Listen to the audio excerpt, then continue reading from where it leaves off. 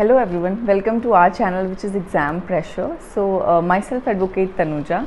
आज की बेसिकली आज से मैं वापस अपनी नो योर लॉ सीरीज़ को वापस स्टार्ट कर रही हूँ. बीच में मैंने कुछ वीडियोस ऐसे रिलेटेड विद द DOLLB बनाए थे. If I get the further request and I will make the videos on that topic. Otherwise I will be continuing with this know your law series. So आज की series में हम बात करेंगे संविधान या कॉन्स्टिट्यूशन की. So let's get started with our video. So let's move. So आज की वीडियो को इजी तरीके से समझने के लिए मैंने कुछ पॉइंट्स में डिवाइड किया हुआ है. पहले संविधान या कॉन्स्टिट्यूशन क्या है, किसी संविधान या कॉन्स्टिट्यूशन कितने प्रकार का होता है, और कुछ ऐसी विशेष बातों को हम करेंगे जो कि रिलेटेड है इंडियन कॉन्स्टिट्यूशन से, और किस तरीके से भारतीय संविधान दूसरे देश के संविधान से डिफरेंट है. सो आइए सबसे पहले हम बात करते हैं कि संविधान क्या होता है. सो इसको आइए मैं एक एग्जाम्पल के ज़रिए आपको समझाने की कोशिश करती हूँ कि फॉर एग्ज़ाम्पल कोई भी एक सोसाइटी है तो उसमें रह रहे लोगों या उस सोसाइटी को सुचारू रूप से चलाने के लिए कुछ ऐसे आपको उस सोसाइटी में रह रहे लोगों की कुछ बेसिक नीड्स होंगी जिसको फुलफ़िल करना होगा. सच एज़ दी उसकी फूड की नीड है, कपड़े क्लोथिंग का है, एंड दी अगर हम उसके रहने की नीड की बात करें, उसके अलावा कोई भी ऐसा उसको सिक्योरिटी प्रोवाइड की जाए, ऐसा कोई भी क्लॉज ना डाला जाए which is discriminatory in nature.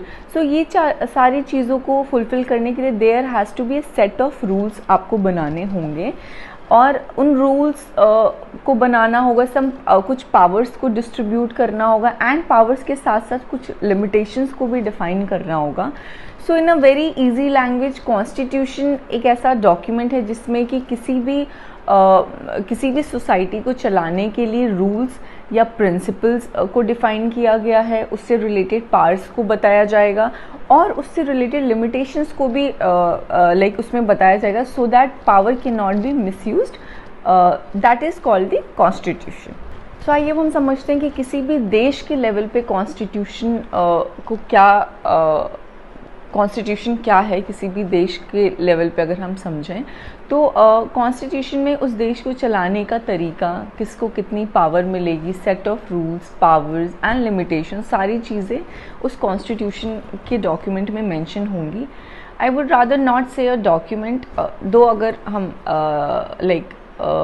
To the point बोले तो वो डॉक्यूमेंट है, but as a citizen I feel that it is a more than a document. It has to be, मुझे लगता है वो एक, for me it was one of my ऐसे closest subject I would say, and मुझे constitution को पढ़ते वक्त I was emotionally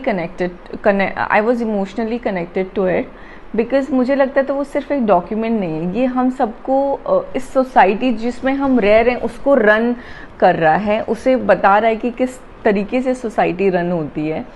and as a citizen we should all, it's our responsibility to know our constitution. जैसे हमारे घर में बच्चा कोई पैदा हो रहा है, बचपन से हम उसे सिखाते हैं कि मतलब पूजा सिखा रहे हैं या अपने कल्चर को हम उसमें इन्वाइव करते हैं. बट आई फील कल्चर के साथ साथ आपको इन चीज़ों को भी इन्वाइव अपने जनरेशन में करना चाहिए, so that they will understand what is constitution and why the country is important.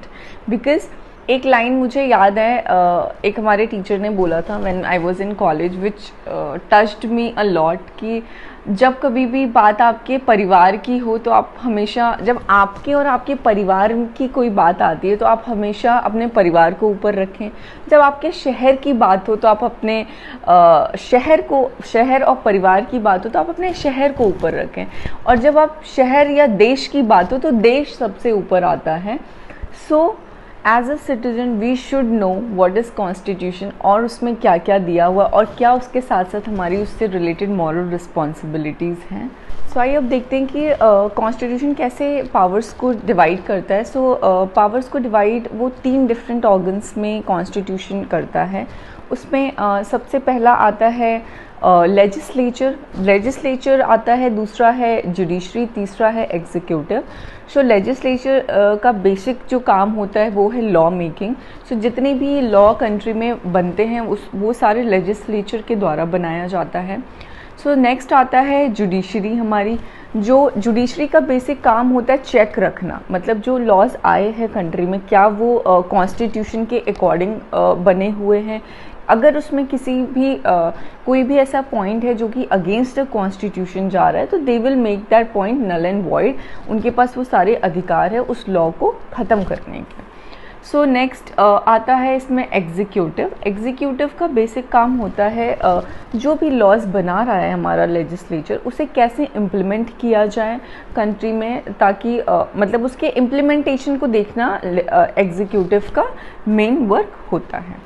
सो आइए अब हम देखते हैं कि कॉन्स्टिट्यूशन कितने प्रकार का होता है। तो इसमें बेसिकली अगर हम मेन देखें तो एक रिटन कॉन्स्टिट्यूशन होता है एंड अनरिटन कॉन्स्टिट्यूशन होता है। अनरिटन का मतलब ये नहीं कि उसे लिखा नहीं गया, लिटरल मीनिंग नहीं होता है। इसका बेसिक मीनिंग होता है कि वो वेल ऑर्गेनाइज्ड नहीं है एंड कोडिफाइड नहीं है। एंड जो रिटन कॉन्स्टिट्यूशन होता है that is well organised and that is codified. And some constitution are flexible in nature, like उसमें जो अमेंडमेंट है वो काफ़ी आसानी से किया जा सकता है। और कुछ कॉन्स्टिट्यूशन फ्लेक्सिबल इन नेचर नहीं होते, फिक्स्ड काइंड ऑफ कॉन्स्टिट्यूशन होते हैं। अगर हम एग्जांपल के तौर पे देखें तो फ्लेक्सिबल में ब्रिटेन का constitution is one of the most flexible constitution in the world. वहाँ पे कोई भी अमेंडमेंट करना काफ़ी आसान है, कोई भी चेंजेस करना कॉन्स्टिट्यूशन में। जबकि यूएसए के अगर हम कॉन्स्टिट्यूशन को देखते हैं तो it is one of the fixed kind of rigid kind of constitution जिसमें कि कोई भी चेंज करना आसान नहीं है। तो आइए अब हम बात करते हैं अपने भारतीय संविधान की। हम मैं कुछ ऐसी बातें आपसे डिस्कस करूंगी जो कि हमारे भारतीय संविधान को दुनिया के संविधान से अलग बनाता है।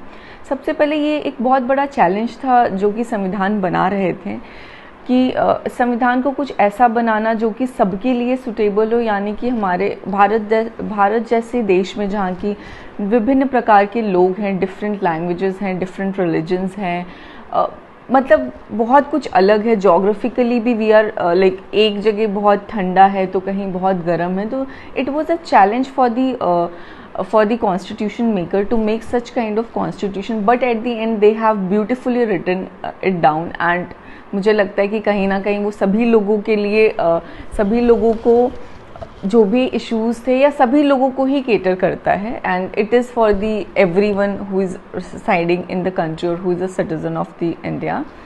So it is one of the lengthiest written constitution in the world. It took around, इसको बनने के लिए लगभग 2 साल 11 महीने 18 दिन का समय लगा।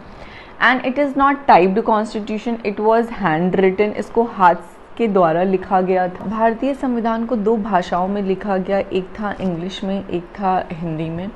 एंड इसकी ड्राफ्टिंग कमेटी के चेयरमैन थे बाबा भीमराव अंबेडकर। उन्हें ही father of the Indian constitution भी कहा जाता है। सो ये कुछ बातें थी जो भारतीय कॉन्स्टिट्यूशन को डिफरेंट बनाती हैं। आई होप आपको मेरा ये कंटेंट पसंद आया हो और कुछ बातें आपको संविधान के बारे में क्लियर हुई हों। एंड अगर आपको मेरा कंटेंट पसंद आ रहा है तो do share, hit the like button, comment and subscribe to our channel, and do hit the bell icon so that whenever we are posting the videos you will get the notification. And जितना आप इसे अपने friends से, family से share कर सकते हैं please करें, क्योंकि जितना वीडियोस पे आप लाइक करेंगे, कमेंट करेंगे, that gives me a motivation to make more such kind of videos.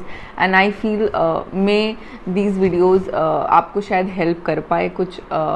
So yeah that's it for today video. Thank you so much. Thank you.